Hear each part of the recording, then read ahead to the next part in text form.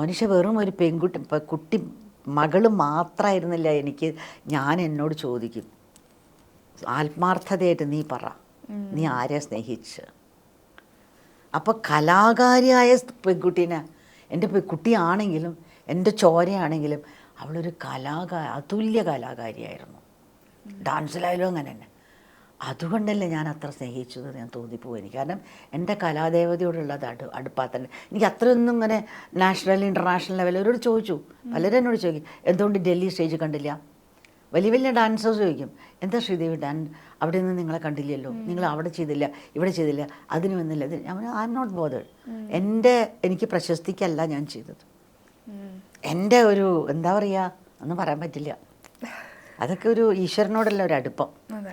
അങ്ങനെയാണ് എനിക്ക് മനുഷ്യയായിട്ടുള്ള ആ ഒരു ബന്ധം. അത് പറയാൻ നിർവചനീയം, അതാണ് എൻ്റെ പേര്.